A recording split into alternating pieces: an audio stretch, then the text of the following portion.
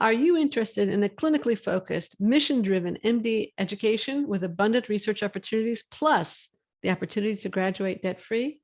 Listen in. Geisinger Commonwealth School of Medicine may have it all, and Geisinger's Dean of Admission is going to tell us more.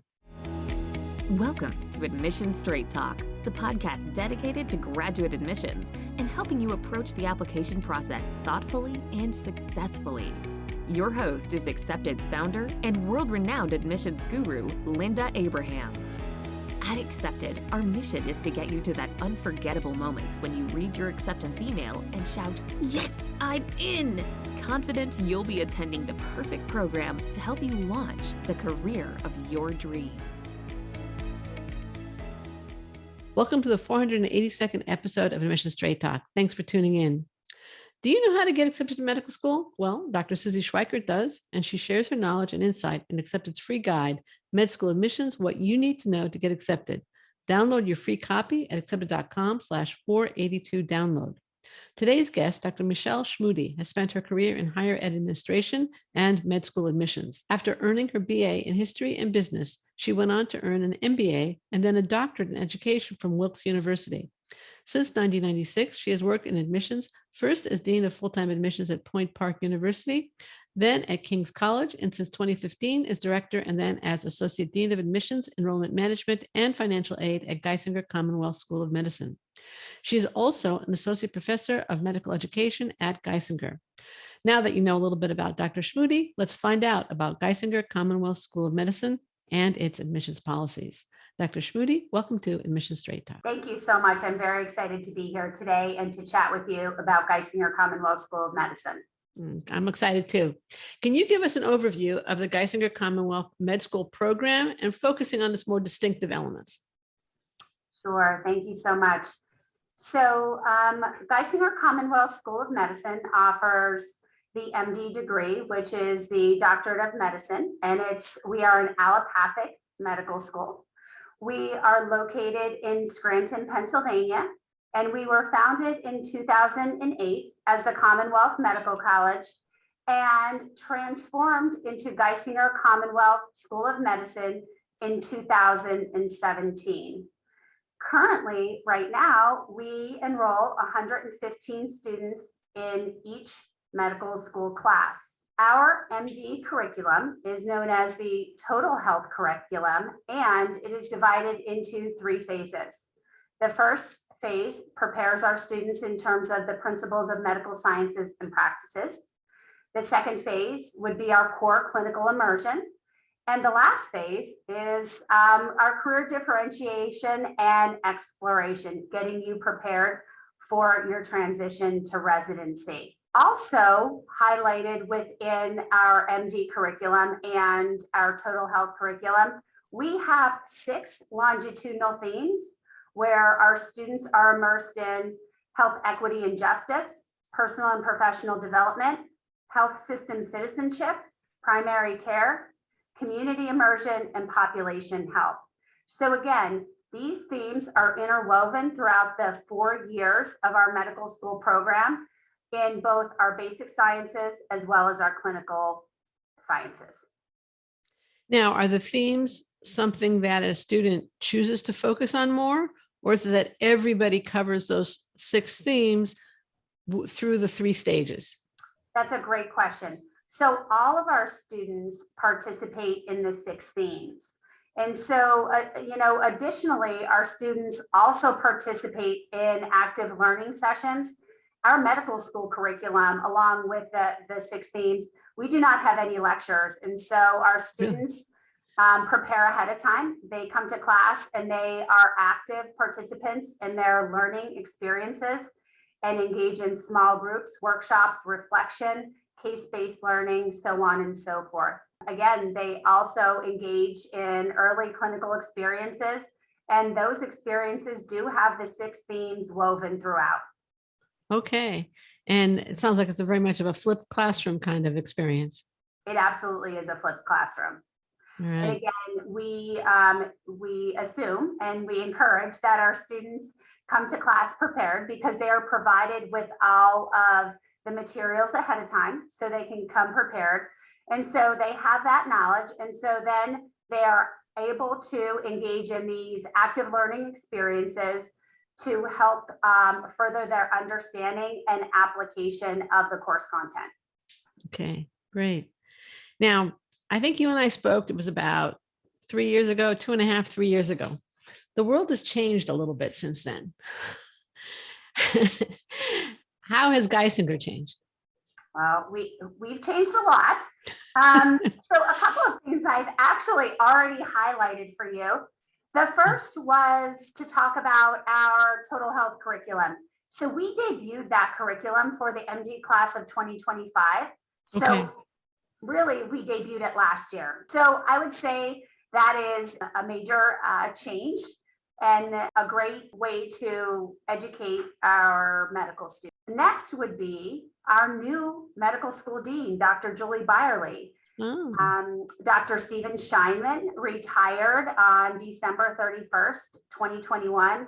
And after a national search, Dr. Julie Byerly came to Geisinger Commonwealth School of Medicine and began her tenure on January 1st, 2022. Dr. Byerly previously worked at the University of North Carolina Medical School. She'll have her official inauguration early in September of this year. wow. We're very excited to have Dr. Byerly with us. She's a national expert and a wonderful individual to lead our institution. Another update for you, since the last time we spoke, we just opened a new regional campus. And Oh, so yeah. I'll talk a little bit more about our regional campuses. Our students come to Geisinger Commonwealth School of Medicine, and I talked to you about our phases, phase 1, phase 2, and phase 3. During phase 1, all of our students are at our Scranton location, engaging in those educational activities. During phase 2 and phase 3, they are at their regional campus. And so we have 6 regional campuses, and our newest regional campus is in Lewistown, Pennsylvania. We're really excited about the opportunities at this new regional campus that our students will have in terms of their clinical immersion experiences and their preparation for residency. Wow, there's a lot going on, a lot new. And you know what? You didn't mention COVID once. I think we're all done with COVID. I mean, what I will say is that there have been many silver linings. Yes. Would I be able to maybe touch upon a silver lining of COVID? Please do. Please do. Go for it. I do think that COVID really allowed the medical school community to think differently about admissions and how we interview our students. And we're going to get into this a little bit later when I talk about our multiple mini interview. So I won't go into that yet. But COVID really forced medical school admission professionals to think about interviewing differently. And it forced us very quickly to go to a virtual interview model that, quite frankly, I think that many people were resistant to. What I have found is that this virtual opportunity has really allowed us to engage with students across the country and from different demographics. And it's also provided an opportunity for students who might not have been able to purchase a very expensive airline ticket and stay in a hotel to come across country to interview with us. So I think we're providing more access to students in terms of the opportunity to interview. I think that that's a real positive. And so I think that that's a silver lining. And, you know, we're going to continue to do virtual interviews for this year. And who knows, I think that we, meaning the medical school admissions community, really need to rethink how our interviews are conducted. You know, does it really have to be in person? Can we offer some in person? Can some be virtual? And can some be hybrid? I don't know. But we can work together on that to find a solution that provides the best access to applicants that we would like to meet during the interview process. Right, right. It's very interesting for me because obviously I talk to different admissions students, and most of them are saying that they're staying virtual Some are offering, very few are offering in-person options. And they're saying for the in-person, that'll be after acceptance, or if they want to come to campus, or this kind of thing. But no, that's been a sea change. And It definitely has been. And so what we're going to do is we're going to offer recruitment days to our students that we've invited to interview. So those students will be able to come on campus. We have designated days. And what we're really doing is we're separating out the assessment, so the interview, from traditional recruitment activities. So those students will be able to have a tour of campus, meet with our current students, meet with faculty members, engage in active learning experiences. I talked about that. That's really a hallmark of our total health curriculum. They'll be in simulated experiences based on active learning activities. So I think it'll be a really wonderful opportunity for our students to come and visit campus throughout at any time during the recruitment process. Right. Yeah, great. This was a wonderful answer. Thank you. What is the Abigail Geisinger Scholars Program, and how can it help applicants attend medical school and graduate debt-free, which is an enormous burden? I mean, you know, I talked to graduates, and I remember one guy I spoke with said he had $500,000 in debt. It wasn't $500,000 in debt. He was paying $5,000 a month to pay down his debt. And he could do it, but it's a burden. It's a tremendous burden. Medical school debt is astronomical, and it continues to rise. I know I said that the total health curriculum is a hallmark program. I like to say the Abigail Geisinger Scholars Program is our second hallmark program at Geisinger Commonwealth School of Medicine. We began working on this program several years ago, really to think about reducing medical school debt. And the average, according to the AAMC, is $200,000. For our medical students, it's higher than that. And we really needed to address medical student debt. And so it was a 15 to 18 month process that we put together, all different kinds of scenarios, to really formulate the Abigail Geisinger Scholars Program. And I'm going to tell you what that is. And so each and every year, we interview students for the program, and we select 45 students out of our 115 to become part of the Abigail Geisinger Scholars Program. The Abigail Geisinger Scholars Program is for students who will commit to one of 4 specialties. Those specialties include family medicine, internal medicine, medicine pediatrics, which is a dual board certification, or psychiatry. So students have to be committed to one of those 4 specialties. In return, what they receive is we cover tuition and fees for the 4 years of medical school, and we provide them with a $2,000 a month monthly stipend.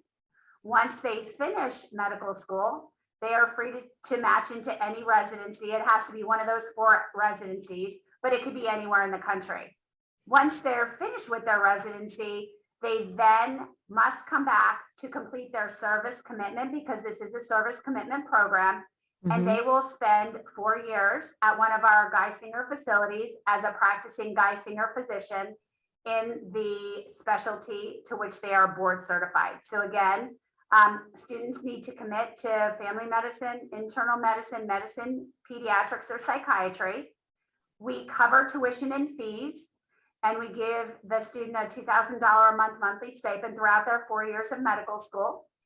Once they complete their residency, they then need to immediately come back to Geisinger and begin their work as a practicing Geisinger physician in one of those 4 specialties. And then they would give us 4 years of employment as a Geisinger physician to forgive their service commitment. So, and I assume during the 4 years, they get a competitive salary? Oh, absolutely. So there's no difference between if both of us were being hired in family medicine and I was an Abigail Geisinger Scholar and you were not, there is no bearing on salary based on the Abigail Geisinger Scholars Program. Right. And what I will also say is that there are a lot of features and benefits of the program that include mentoring, advising, coaching, additional and earlier clinical experiences within our healthcare arena, the mentoring and advising with Geisinger physicians, residents, and then peer-to-peer with current Abigail Geisinger scholars, along with regional campus placement within one of our 4 Geisinger campuses. As I mentioned before, we have 6. 4 of those are within the Geisinger healthcare system. And they also have a senior seminar series where they engage with anyone from a director of a research program all the way up to the chief operating officer, the chief executive officer, Dr. Jae-Won Ryu of the Geisinger health system. Wow. So it's very immersive. There are various touch points within the program. Again, the mentorship, advising, and coaching is definitely a feature and a benefit that will help our students be successful. Sounds fantastic. And I assume that the 6 regional centers are mostly in northeastern Pennsylvania, or am I wrong on that? 5 of the 6 are, and our 6th campus is in Atlantic City at Atlantic Care. Okay. Okay, So great. Atlantic City, New Jersey. Got it. Let's turn to the Geisinger application. What is the secondary like? Sure. So the secondary is definitely very, very mission focused. So you want to understand the mission, vision, and values of Geisinger and how you align with those. Okay. Another area of the secondary application is a focus on whether or not you're applying to the Abigail Geisinger Scholars Program. That's actually your application opportunity to tell us that you want to be a part of this innovative service commitment program that reduces medical student debt and allows you to graduate debt free. Sounds good. 2 takeaways. They're all mission focused, so know our mission. And second, it is the application entryway for the Abigail Geisinger Scholars Program. Got it. Got it. Now, Geisinger requires the AAMC Professional Readiness Exam, also called Preview. What does it give you that the rest of the application doesn't provide? And may I ask, why did you choose it over the Casper? Because Casper seems more common. And I believe that's what you were using last time we spoke, but I'm not positive about that. Well, you have a good memory. We were thinking about Casper. So let me tell you a little bit more about the AAMC's preview assessment. Okay. We actually started as a pilot school for the AAMC's preview assessment last cycle. So that was the first cycle. We utilized the assessment information in our holistic review of candidates. And so it should be noted that it is recommended, it's not required. And so in holistic admission, we look at metrics, attributes, and experiences. And so all of our candidates are unique and they provide different information to us so that we can get a holistic view of who they are. The preview assessment is just one piece of information that students can provide to us or not. We look at it as a plus factor. And so it really helps us to understand their preparedness regarding pre-medical school competencies. And so it also gives them an opportunity to give us additional information that might not be contained within the application materials that they submit. What kind of information, for example? So it looks at the pre-medical school competencies. So it takes a look at teamwork and social skills and capacity for improvement and resiliency and reliability and ethics. Those are competencies we want our incoming medical students to have, right? It's a social contract with medicine and with society. And so we believe that this is a positive for our students. And this will be the second year that the preview assessment is recommended by Geisinger Commonwealth School of Medicine, and that will continue to be a pilot school. So last year we were one of 6 pilot institutions asked to participate with the AAMC. So there are 6. 5 MD schools and 1 DO school. And this year they're expanding it a little bit. I haven't received the final number of schools, but again, we are participating again as a pilot school. Okay, great. And it is optional, right? It absolutely It's is optional. it's optional, but recommended. Yes, because we believe that students can demonstrate to us their preparedness in terms of these pre-medical school competencies that all students should have. I mean, you listed them fairly quickly. I would say they could go under the umbrella term professionalism. Professionalism, absolutely. Emotional intelligence, you know. Yeah. So there are 15 competencies. 7 of them are more on the science-based. 8 are, I mentioned some of those to you. Yeah. Another one is, I believe, critical thinking and writing. Okay. But the other ones that I identified, those are really essential well, they're all essential, right? But the assessment exam looks at those that I mentioned. Obviously, you can gain quantitative reasoning or anything based in science based off of one's transcript. Right. Necessarily from a transcript can't gauge their resiliency or their reliability. No, you can't. Absolutely not. Or their ethics, right? Correct. Definitely not. Definitely not. Okay, let's keep going. Now, secondaries, I believe, are automatic at Geisinger, correct? They are. You are correct. Okay, what happens to an application after you get the secondary and the preview score? Basically, when you have everything except the interview, what happens? Sure. So once a student provides all of their application materials to us, they're considered a completed application. And it is the responsibility of the admissions committee to review those applicants. So a member of the admissions committee, someone reads an applicant. So all of us are engaged in that process. And those members are trained and they determine whether a candidate will be offered an interview or whether they will not be offered an interview based on the holistic review of their application materials, meaning we're looking at the metrics, attributes, and experiences and how they align with the mission of the institution. And that's why I highlighted that when we were talking about the secondary application before. Sure. Again, that's not going to come through in the transcript. It's not going to come through in the primary necessarily. It's not. You are correct. Right. What mistakes do you see applicants commonly making? I see a few. A lot of times I do see, just a personal statement riddled with spelling errors, grammatical errors, and that's a quick way to get you out.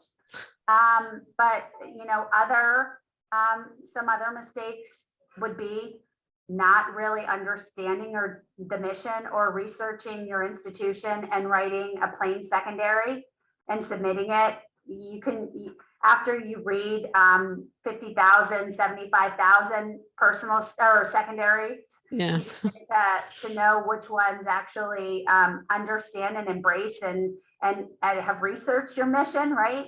As opposed to those who haven't. So definitely know the mission and understand the school, especially if you're applying there, and especially those that are mission-based. You know, some other ones are applying when they're just not ready, when they just don't have a competitive application. And I think students need to really reflect and say, before they submit, is this the best possible application that I can submit for consideration? And if the answer is no, maybe you need to consider going into the next cycle and thinking about ways that you can improve.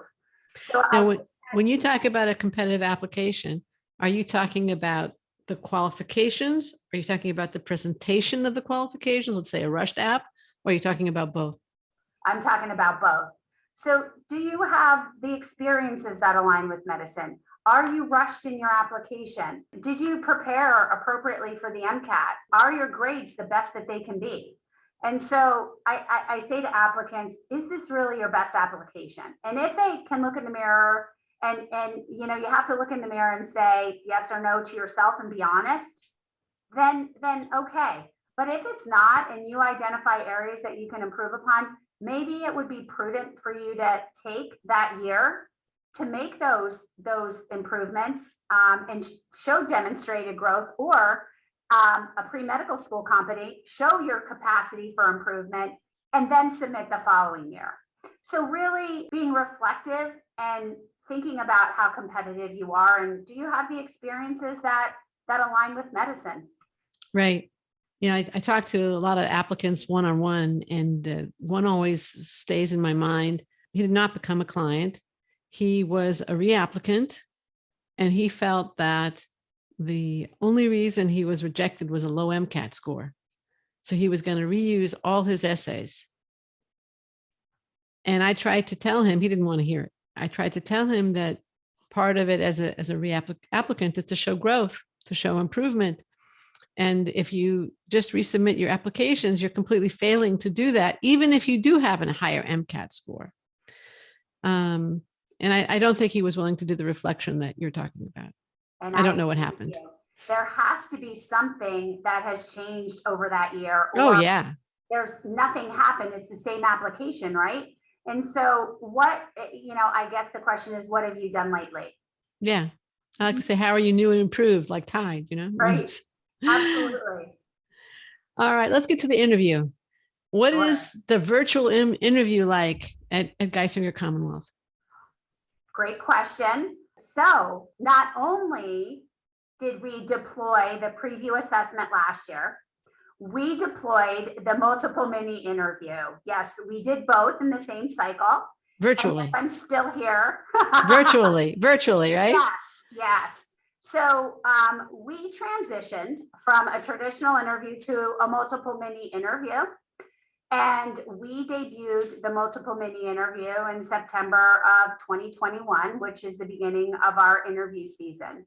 And so this application cycle will be our second. And again, it will be virtual. I talked to you about the opportunities for our students to come on campus and attend the recruitment days for those students that we've offered an interview to. And the stations in our MMI assess those core competencies for entering medical students that I talked about in the preview assessment. So our stations are based on those pre-medical school competencies. So we, ethics, teamwork, cultural competency, resiliency, reliability, so on and so forth. Are they with actors, or are they with faculty or current students? So no actors, but Okay. We have community members, we have faculty members, we have students, we have everyone within our clinical arena helping us. So students do not know the affiliation of their interviewer because they shouldn't. And our interviewer shouldn't know them because it introduces bias. And there's really no relevance. You're assessing a competency. And if you're trained, anyone can assess that a competency if you're trained the appropriate way. And we have a very robust training program for all of our interviewers. And so each and every person has a standard prompt with standard questions. And I say, hello, my name is Michelle Schmude. I'm an interviewer at Geisinger Commonwealth School of Medicine, and I'm here to assess you on the cultural competency. And then I go into my questions that are standard and I don't deviate from them. That ensures that, it's fair and equitable across all interviewees. Wow. Okay. And so are they like given hypothetical situations and asked how they would handle it? Is that basically the format? So there are prompts for each of the stations, and then you engage in a conversation with your interviewer about those respective prompts or scenarios. Got it. Okay. Thank you. You're welcome. Now, there's a lot of angst, I would say, about when interview invitations go out and stop going out. And there seems to be a meme out there, and I don't know how it is at Geisinger, but that's actually what I'm going to get to. Meme out there that if you don't have an interview invitation by Thanksgiving, you're toast. But when I ask schools when their last interview invitations go out, they almost all say January, February, occasionally March. So when do your interview invitations stop going out? I'm chuckling because that's an urban legend, right? We Right. go to these blogs and we hear from our friends and but are you actually asking the admissions professionals that actually make those decisions? So we begin to send our invitations out in mid-August, and they go all the way through mid-February to late February. So for us, that's an urban legend. Yes, we we go way past Thanksgiving. Right. Okay. That's why I asked the question. I'm doing exactly what you want me to do, right? Absolutely. Okay. All right. Now, do you want students, you admit, to have both research experience and clinical exposure? Is that important to you? So, Or is it more of a nice to have? I know the clinical exposure is definitely a must. I was going to say that the clinical exposure is a must, right? You need to understand and you need to be in the clinical arena so that you can understand and appreciate what's happening within that clinical environment. Research is a wonderful experience to have, and we value that. Although we would never say that if a student has the metric attributes and experiences that align with our mission, and we thought that they were a good fit, just because they didn't have research, that wouldn't be a reason why we wouldn't consider them for an interview. And so, you're looking at the healthcare arena, and of course, exposure is extremely important. I'm going to add that I think community service is extremely important, right? Mm-hmm. Because that's indicative of the profession, of the medical school profession, the medical profession. You're in service of others. And so how do you demonstrate that you serve others? Community service is a great way to do that. And for us, that's part and parcel of the mission of of Geisinger Commonwealth School of Medicine. Okay, great. Now, Geisinger Commonwealth, according to MSAR, received 7,030 applications for its class of 115 students last year. I don't know how you went through that, but anyway, that's a separate story. It sends out. My eyes are still bleeding from reading everything. It sends out automatic secondaries, as we discussed. And it says, and MSAR also said that you interviewed 928 students. How do you get it down from 7,000 plus to, well, first of all, 928 and then 115? Sure. So I'm going to go besides back. Yeah, exactly. I'm going to go back to the mission of the institution.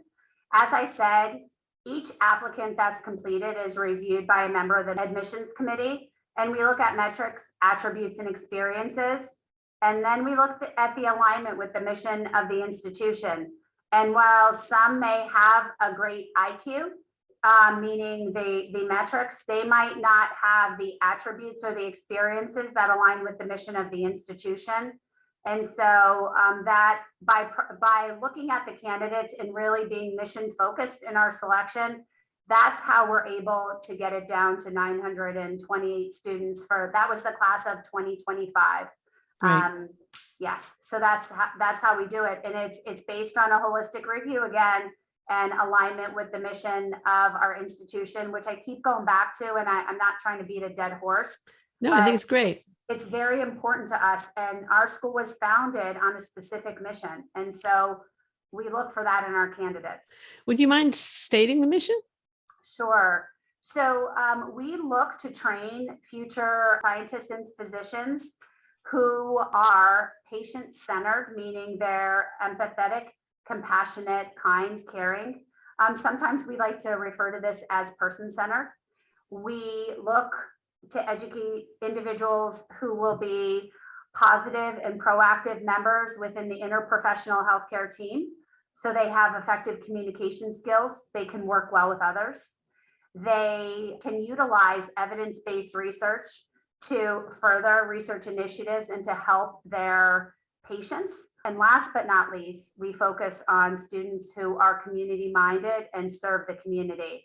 And again, that's why I highlighted before some activities such as community service activities. Right. It's very important for Geisinger Commonwealth School of Medicine to understand the community needs and to then look at social determinants of health, help individuals within our community, but bring to light those social determinants and how on the healthcare side we can address those social determinants of health. But if you're not in the community, that's a little hard to do. Right.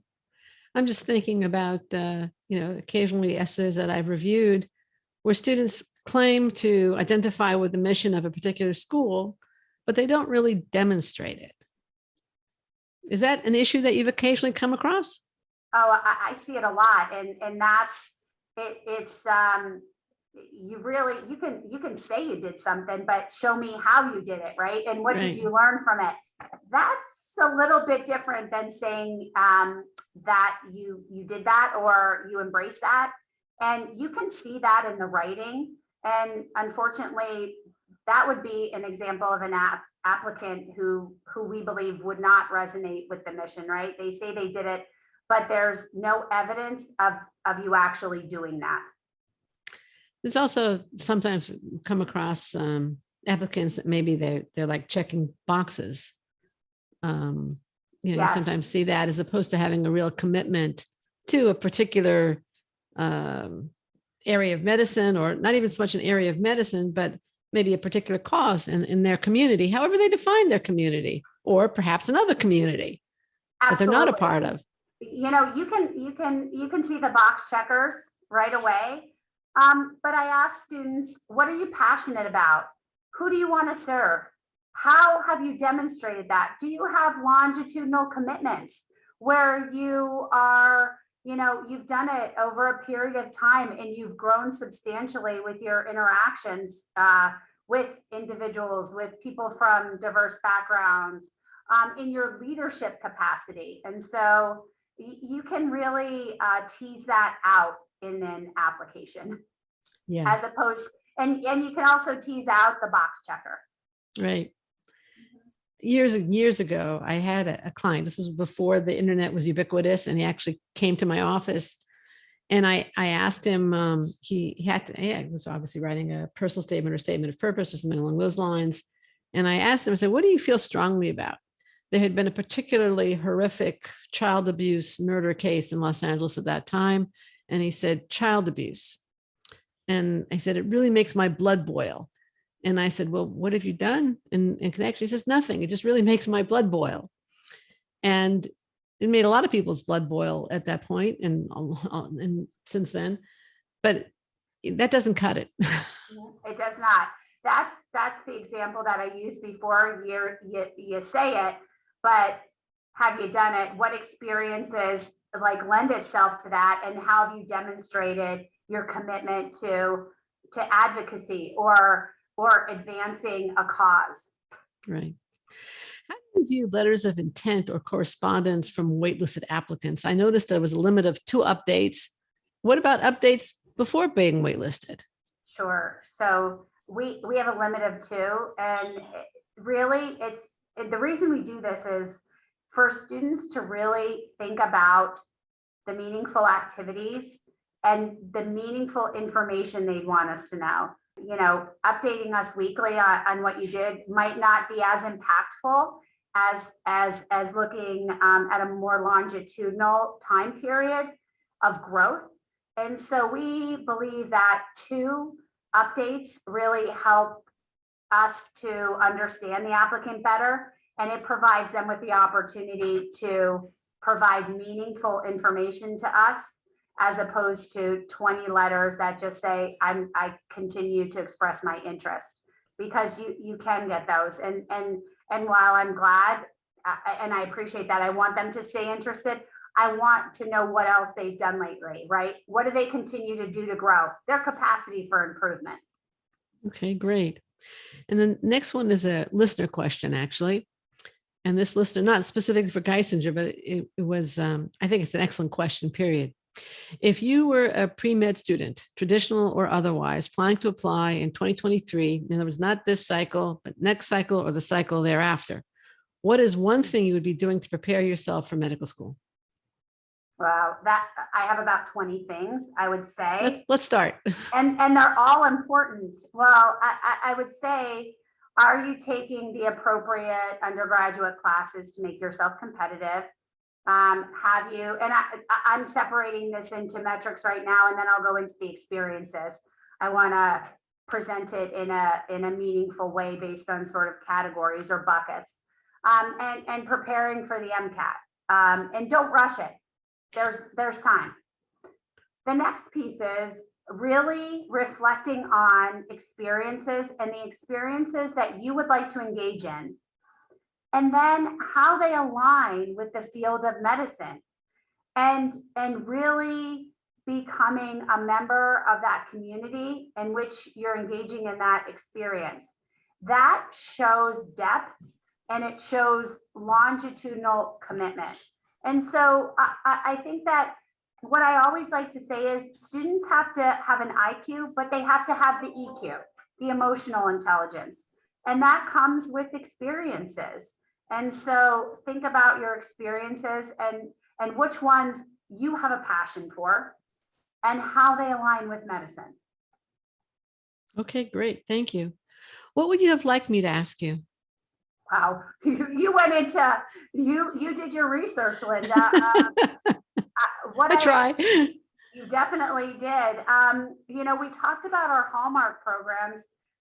We talked about us transitioning to the MMI, and we talked about the preview exam, the assessment, and quite honestly, everything that you highlighted. I actually just did a report to our admissions committee in May, and I'm actually giving an update to Faculty Senate on Thursday with everything that you asked me here.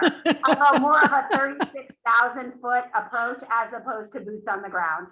Okay. All I would say is that, Geisinger Commonwealth School of Medicine really looks holistically at an applicant, because we want to find those individuals who meet the mission of the institution and will serve in the Geisinger communities, meaning our regional footprint. So I think that we've exhausted everything that I'd like to say today. I'm flattered. I'm really flattered. Thank you so much for being such a, I love Sherlock Holmes. You definitely were Sherlock Holmes doing all research in the questions you asked me. Thank you so much, Dr. Schmude. This has been absolutely delightful, but I think we are almost out of time. Thank you so much for joining me and sharing your expertise and your insight. Where can listeners learn more about Geisinger Commonwealth School of Medicine? Thank you so much, Linda, for having me on today. Students interested in learning more about Geisinger Commonwealth School of Medicine can visit our website at www.geisinger.edu/GCSOM. Again, geisinger.edu/GCSOM. And those 5 letters represent Geisinger Commonwealth School of Medicine. Right. All right. That's good. That's great. Thank you very much. We'll include links in the show notes at accepted.com/482 to Geisinger's website, as well as to other resources that may be helpful to you listeners. Reminder, you can download a complimentary copy of Med School Admissions, What You Need to Know to Get Accepted at accepted.com/482 download. Grab your copy now. Listener, thank you too for joining us for our 482nd episode. If you find this show helpful, can I ask a favor? Could you leave your review on Apple Podcasts or your favorite podcast site? It helps other grad school applicants find us. We have links at accepted.com/482 to our Apple Podcast page, where it's super easy to leave that review. This is Admission Straight Talk, produced by Accepted, and I am your host, Linda Abraham. I'll talk to you again next week.